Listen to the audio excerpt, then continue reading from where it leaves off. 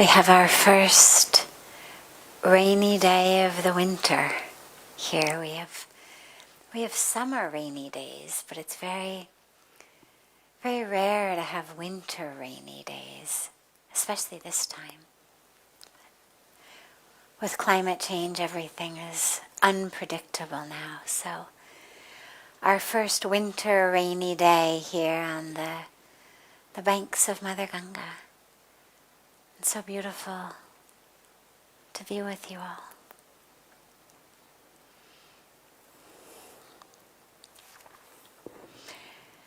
As always, we'll start with one of the questions that have come in from our global family from all over the world, and remind them that they are here with us, even if they're not here physically. We feel them. We know you're with us. Where does your self-esteem come from? Great question.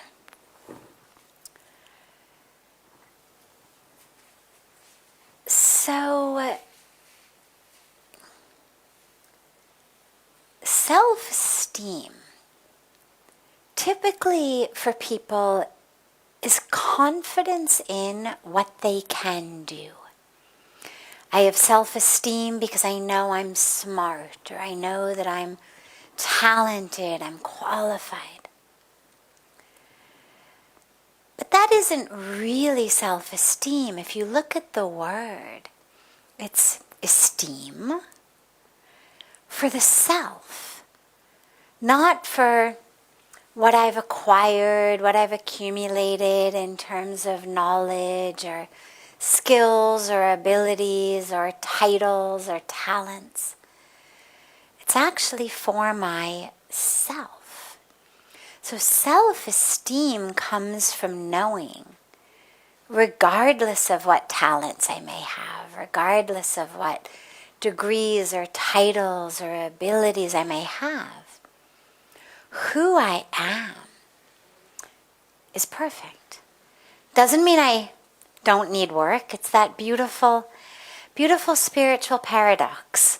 We are constantly working spiritually to unfold, to blossom, to open, to go deeper. And simultaneously we are aware that we are exactly perfect in this moment. And the self-esteem comes from not what I'm learning and acquiring, but from who I am. The things that steal our self-esteem are usually comparing and contrasting to others. Oh, this one is so much better at this.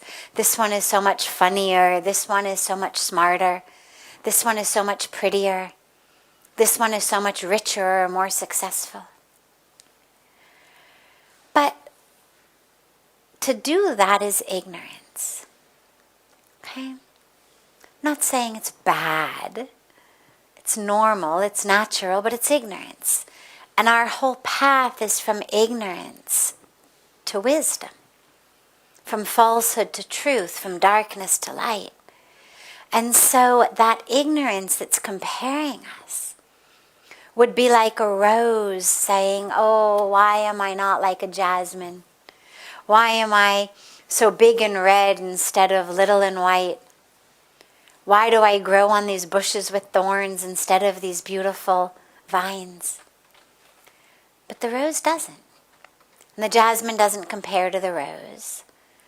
One animal doesn't compare to another. One type of tree doesn't compare to another. They understand that in nature, there's this beautiful diversity. And each is perfect, even though each is different. And that's where our self-esteem comes, is knowing I'm different than you and you and you and you. I'm different. And there are going to be some things that I can do a lot less well than you can. Some things that I have a lot less of.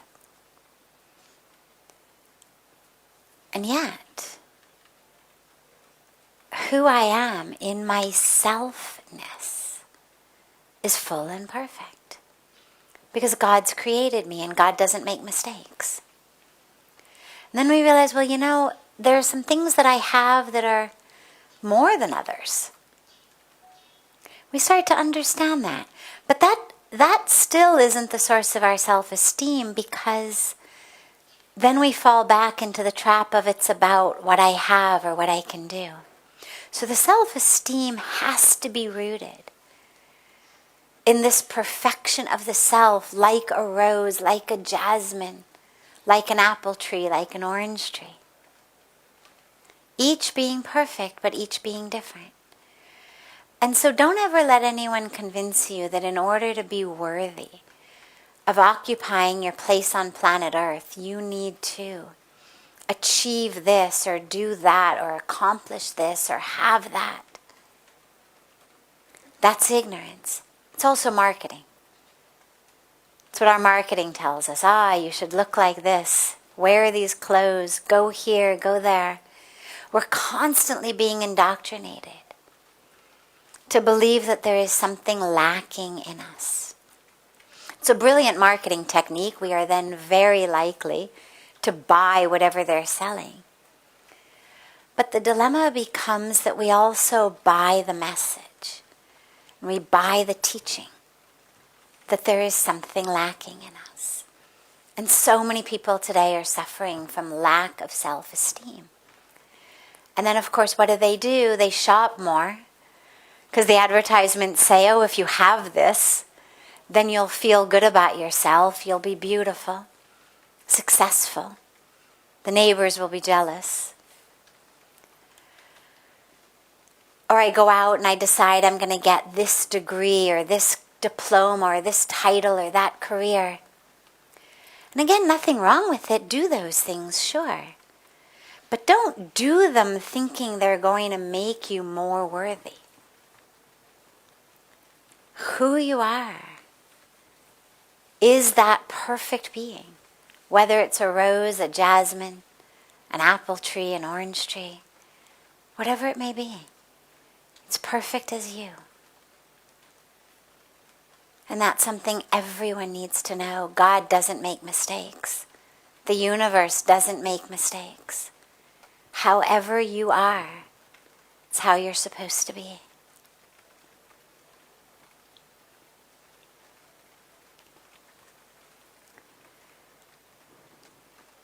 Does anyone here have any questions?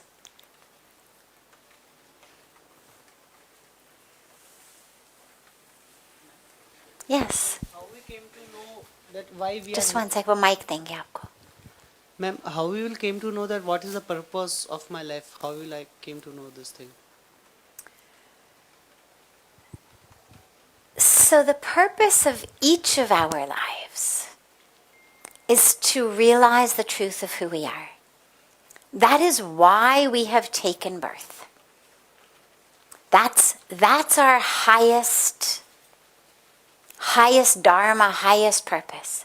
To know who you are experientially.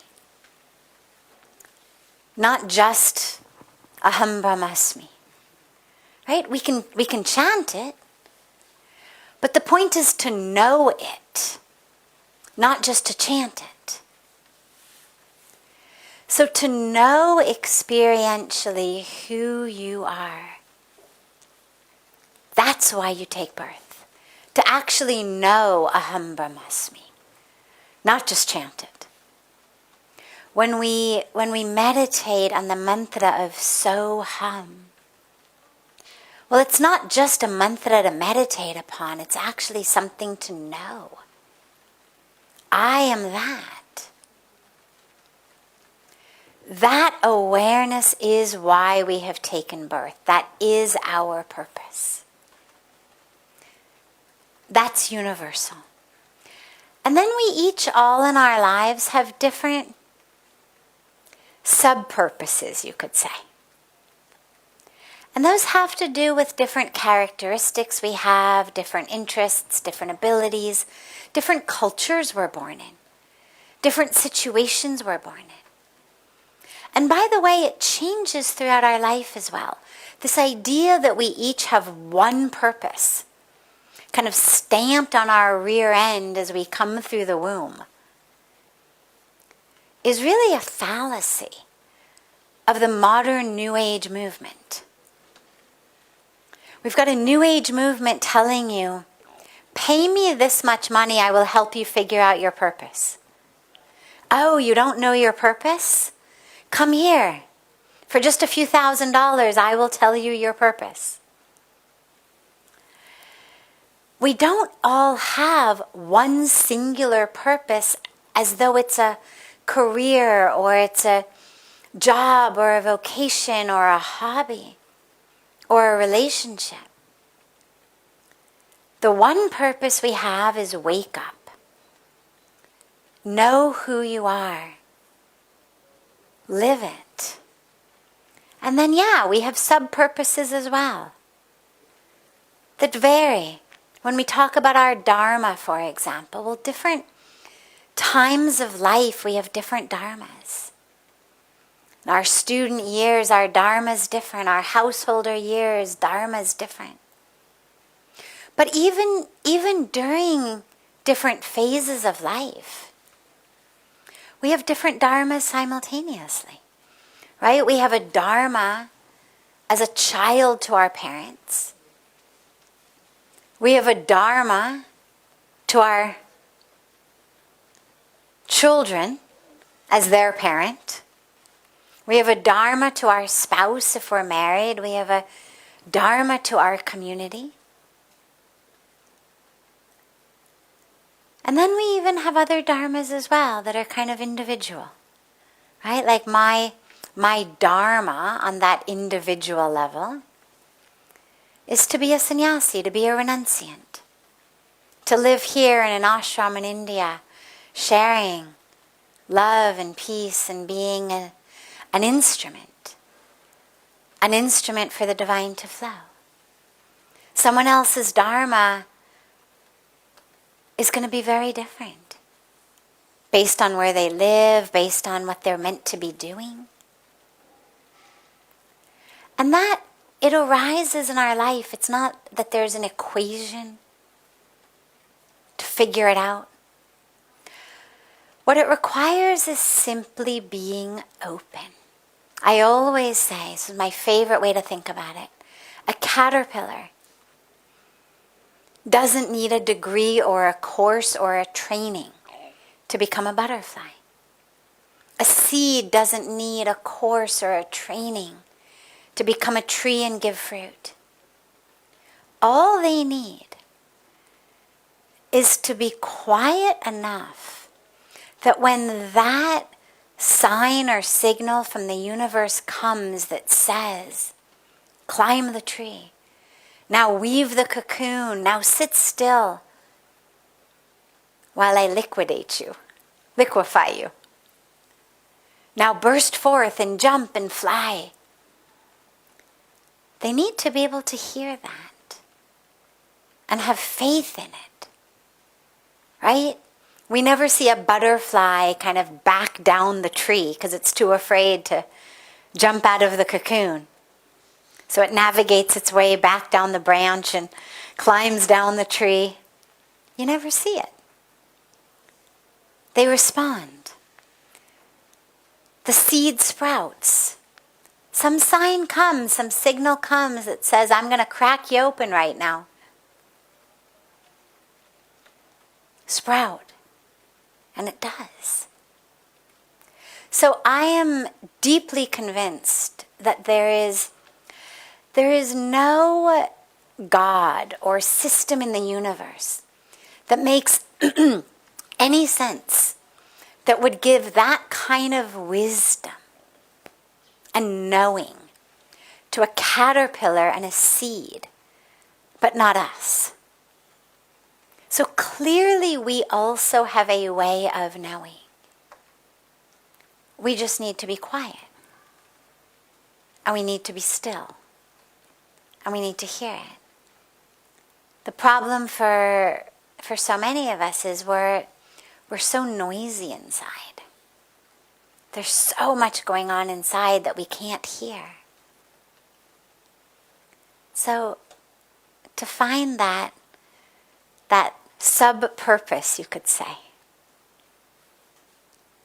other than waking up and realizing the truth of who you are, right? And other than your relationships, and your duty to them, your dharma in them.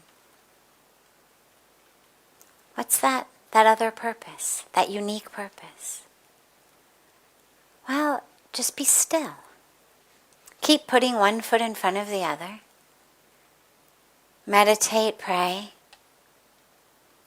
But keep your heart open. That's the critical point. Keep your heart open. If I didn't have my heart open, there is no way I would be sitting in front of you in orange robes today. This purpose was as far from anything I ever could have possibly imagined I was here on earth for. But thank God I kept my heart open. Thank God I had taken a vow that said I will keep my heart open. Because then I could hear.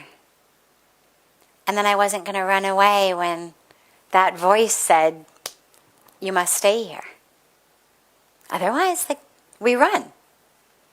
We become like the butterfly that's like, I don't think I can fly. I'm just going to scooch my way down the tree. Because it's scary. But when we can hear, and when we have faith, then it becomes apparent to us. So you'll find that. But in the meantime, focus on the bigger purpose. That we know from now. Find that truth. Keep asking in your meditation, who am I? Who am I? Who am I? And it'll arise.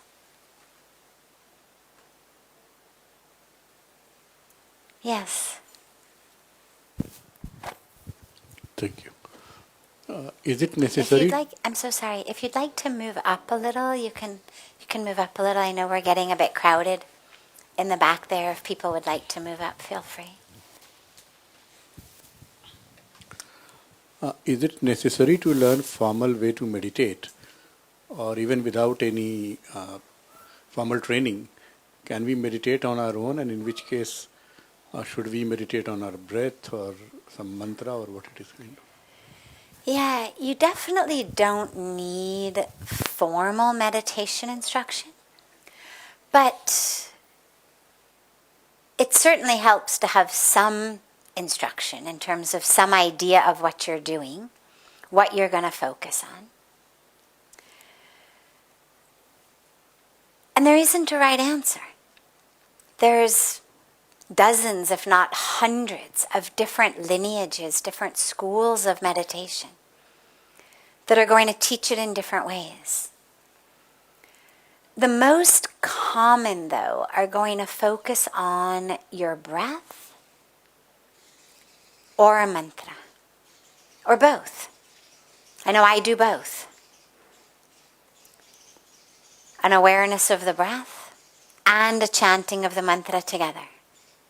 I have an overactive mind, so it needs both of those things. And both of them together are very powerful. But what happens over time is, as you are watching the breath, and you're just allowing that awareness to really merge with the breath, and the mantra is chanting, the awareness is merging with the breath, what happens slowly is the breath seems to stop. Comes to a very, very almost imperceptible experience.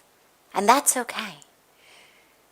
What happens to a lot of people then is their mind goes, oh, I've lost my breath. And then they start again with, no. Don't worry. What's supposed to happen has happened. we're focusing on the breath or focusing on a mantra as a way to take us across what you can think of as this ocean of illusion. And so we need something to carry us across, something to put our awareness and attention on other than what someone said, what I'm going to have for breakfast, the work I have to do, who I'm angry at. And so we put it on the breath, or we put it on a mantra. And the mantra, of course, has other powerful powers as well. The mantra is that ability to alchemically transform us as well. But they serve as vehicles to carry us across. So as you're meditating, if you're being aware of the breath, and you notice the breath has stopped, that's all good. It's all good, don't worry. Just allow yourself to be in that place. That's the spaciousness that ultimately we're going for. But if the mind kicks in and says, oh my God, I've lost my breath, then I'm back into pranayama rather than meditation.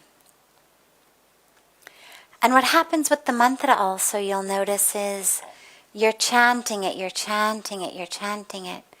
with great attention. And then slowly it seems to be sort of chanting itself.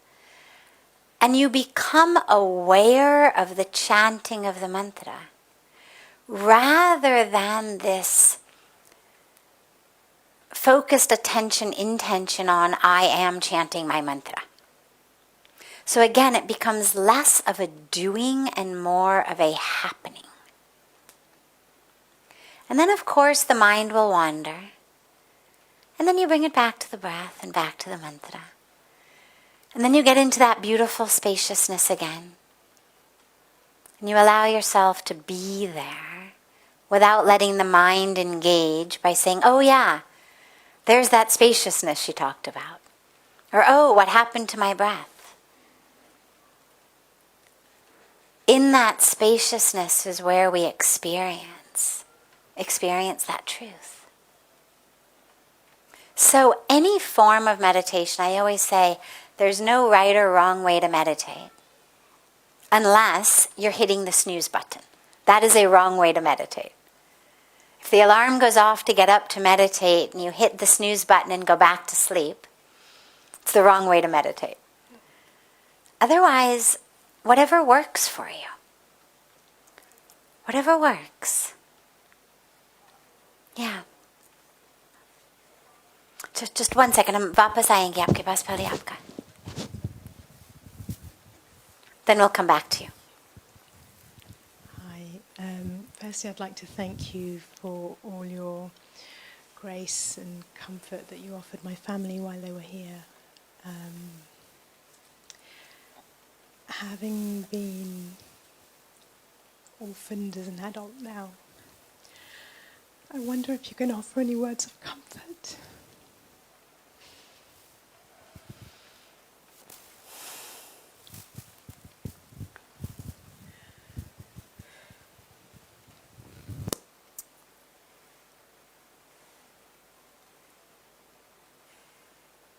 When we lose loved ones, especially parents,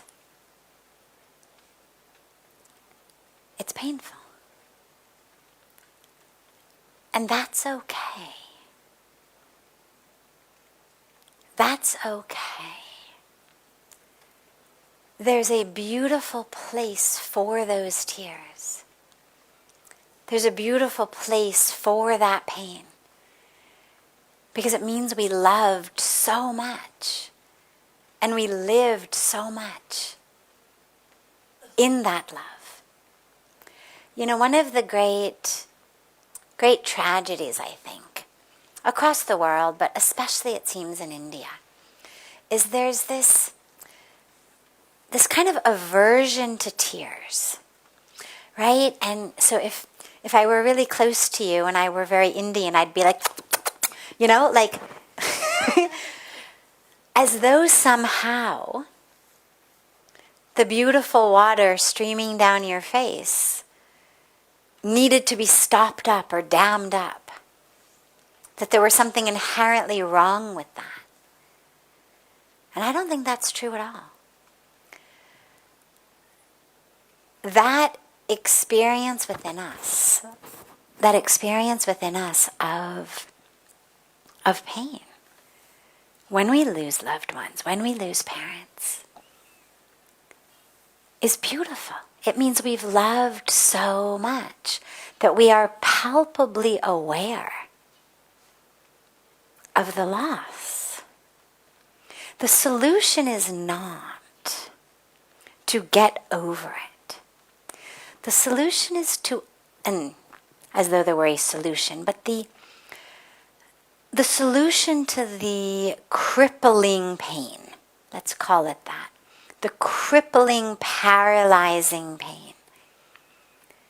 The solution to that is to allow the self to readjust in the absence of that being.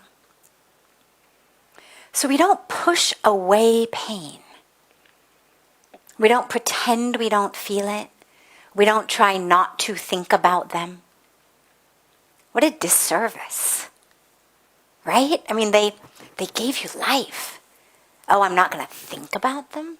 Of course you're going to think about them. But we allow the self to readjust in their absence. The brain is amazing. Whatever we do, it changes our brain. So for example, if I take these two fingers and I tape them together for a week, my brain will actually change accordingly. If I take my right arm, and I'm right-handed, and I put it in a sling and tie it to my chest for a week, and do everything with my left hand, my brain will change. It readjusts to that which there is and that which there is not. It has assumed, we no longer have a right arm. Okay, let's adjust. And it's not so easy in the beginning, but as people who have limbs amputated or had a broken limb for a long time know, writing with your non-dominant hand is a lot easier 8 weeks after your arm went into a cast than it was 8 hours after your arm went into a cast. And if you're young, it happens even faster because the brain is just faster when we're young. But it happens at any age. And I mention this because our experience of self does the same thing. In the same way that when we have a new relationship, think about if you fall in love, you get married, you have a new best friend, whatever it may be, but some new, deep, beautiful relationship. You have a child. Some new relationship arises in your life. You find a guru. The self reorganizes itself around that new relationship. How I understand myself today as a wife or a mother or a disciple or a new best friend is different than how I understood myself and how I moved through the world prior to that relationship. Right? Everything in me has sort of adjusted around it. In the same way we adjust around loss. Something that was there no longer is there. The self will adjust. It doesn't mean we get over it. It doesn't mean we stop feeling sad. But it means there is a whole new way of being that we develop. And that's what you've got to let yourself do. And as you say, being orphaned in adulthood. Well, it's the cycle of life when things go appropriately.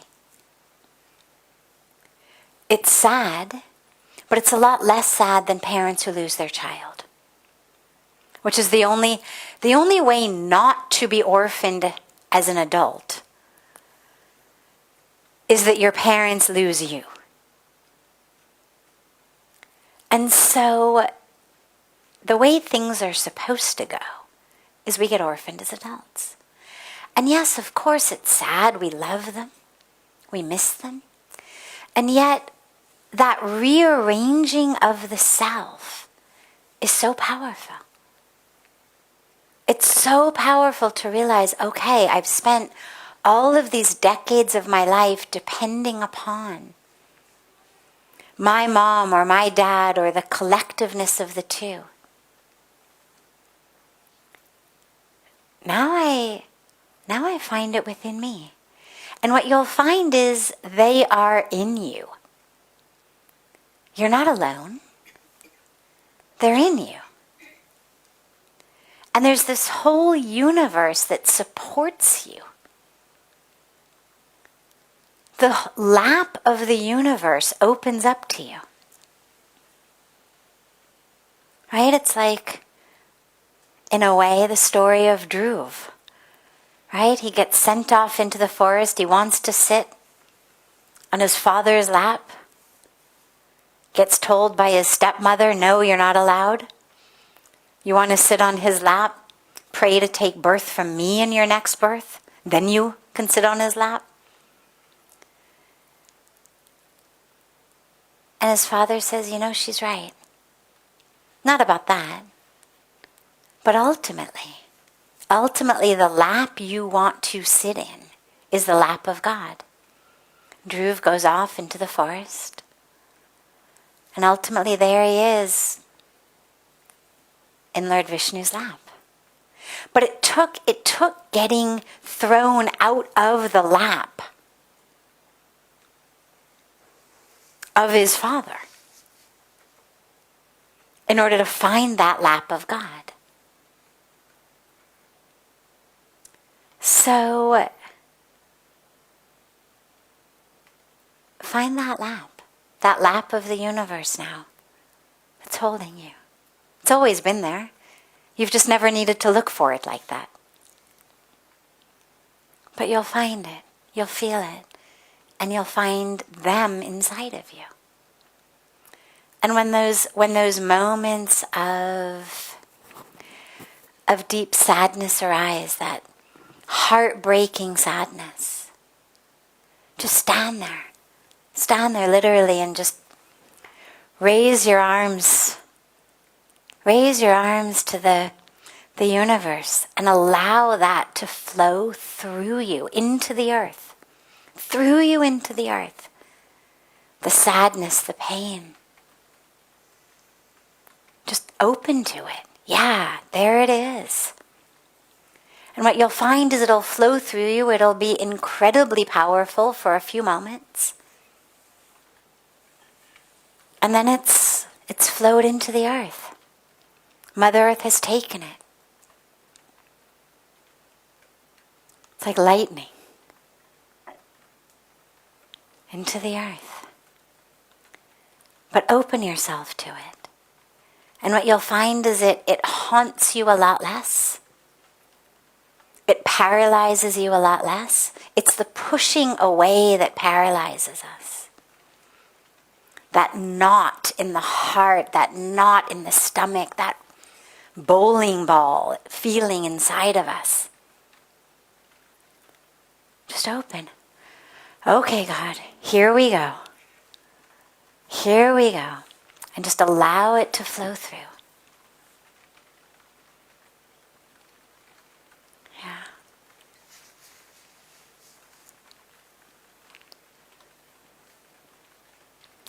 And lastly, we'll take your last question. Thank you so much. Just in continuation with meditation, one small thing. Is it okay to meditate in the night after dinner before going to bed? It's absolutely okay to meditate anytime, anywhere, in any circumstance. However, what you will find as you start meditating is there are certain situations in which it comes very beautifully, very easily, where you find in just a few moments, you're there in that place. That you've been carried across very smoothly and easily. And then there are times and there are moments where it feels like you're really having to work it.